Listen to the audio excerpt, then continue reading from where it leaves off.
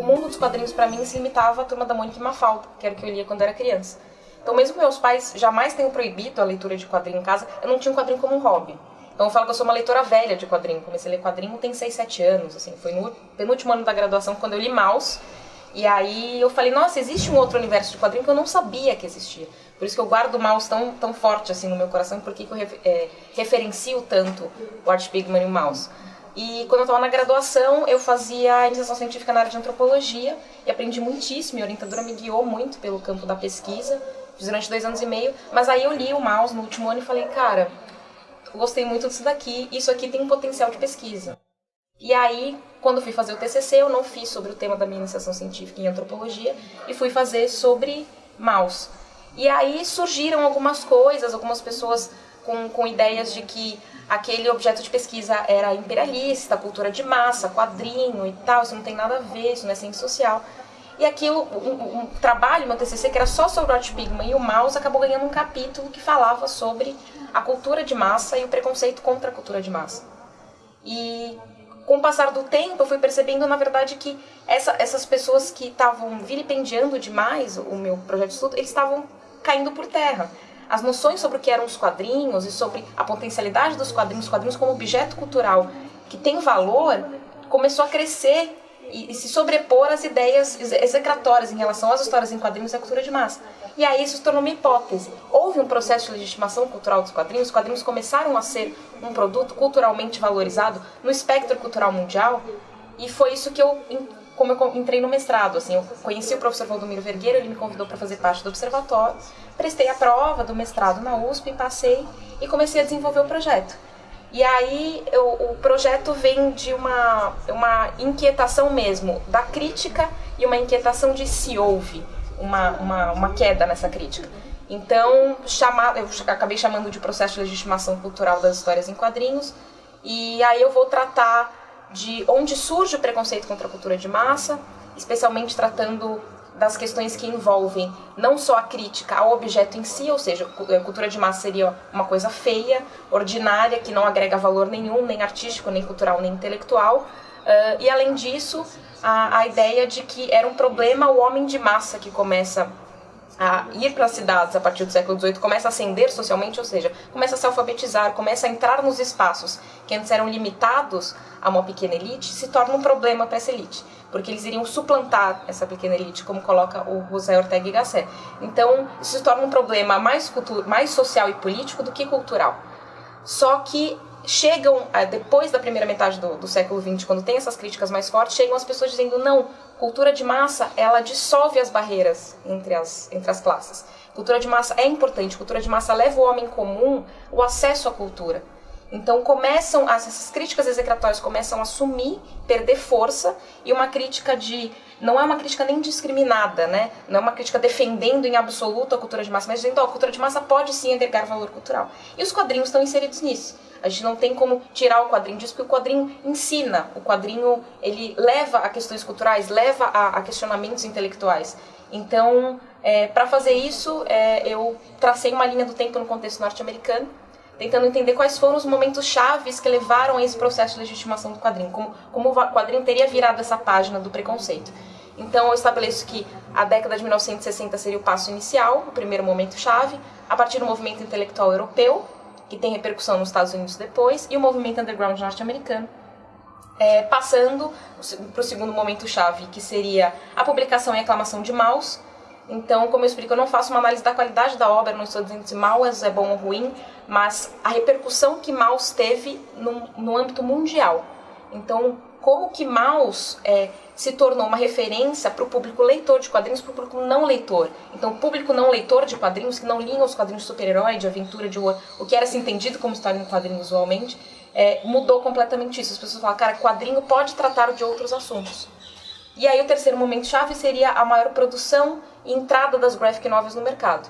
Só que eu falo que existe a importância das graphic novels sim para o processo de legitimação, mas uma vez elas mostram as potencialidades do meio, elas abrem caminhos para outros temas, estilos e formatos que estavam um pouco limitados antigamente, antes da entrada do quadrinho alternativo, né?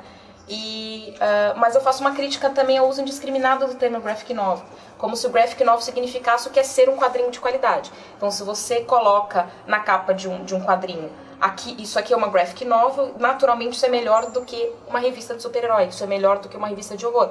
E eu acredito que isso não seja verdade.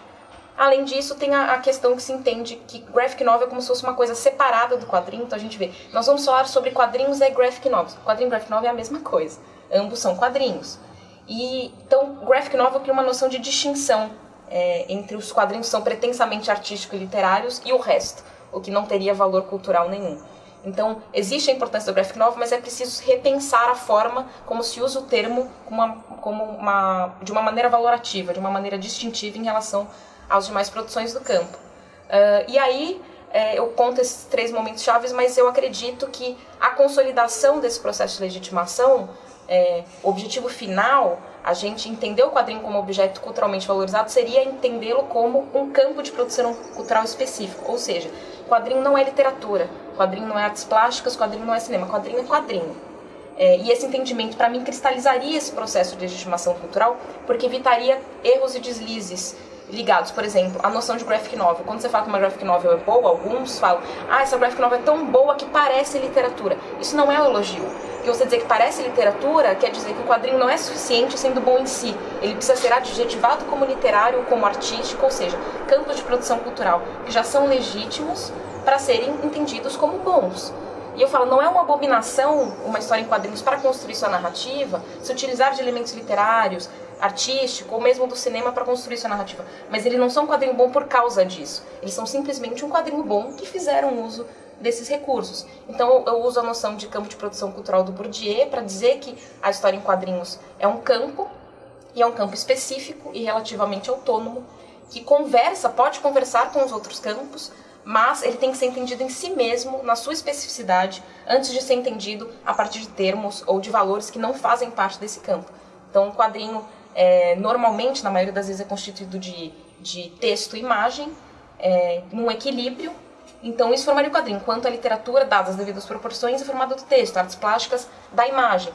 Então, por mais que ele pegue elementos desses 2 campos, o produto final não tem a ver com esses campos, é um produto próprio, um produto específico. Então eu tento demonstrar como a importância de se entender o quadrinho na sua especificidade para não vilipendiar mais o quadrinho. Porque você elogiar o quadrinho dizendo que ele é literatura ou artes plásticas não é um elogio. É você negando a importância do quadrinho em si, né? E aí eu acabo levantando um questionamento também, porque alguns teóricos afirmam que talvez não seja tão legal a gente ter esse otimismo tão forte em relação a essa legitimação cultural, porque ela se dá em momentos específicos. Ela se dá, por exemplo, na publicação do que eu chamo da tríade de 1986, que é Batman, Watchmen e Maus. Né? Então os quadrinhos eles não teriam atingido as grandezas exigidas, né? Eles simplesmente um punhadinho de obras-primas é que teriam alcançado. Mas eu acredito que se eu chamo isso de um processo de legitimação cultural, como em todas as instâncias da vida, o processo envolve fases.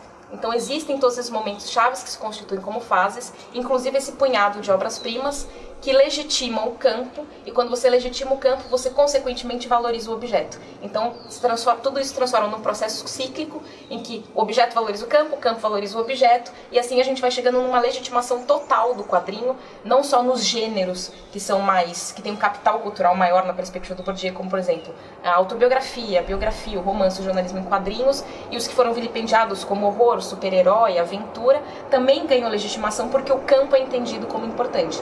E eu acho que quadrinho é campo porque, assim como qualquer outro campo, produz coisas boas e ruins.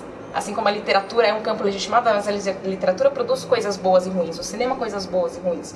Então isso demonstra, essa relação do quadrinho com o social, com o meio social, político, econômico, já demonstra que o quadrinho seria um campo e ele tem que ser entendido em si, jamais negando a relação dele com os demais campos, jamais negando que ele pode ser entendido a partir de termos literários, a partir de termos artísticos. Mas antes, entender que tem que existir uma hierarquia, talvez, essa seja a palavra, pode ser que não seja, mas eu a uso, para entender a especificidade do quadrinho em si, antes de compará-lo com coisas que nada tem a ver com ele. E acho que é basicamente isso.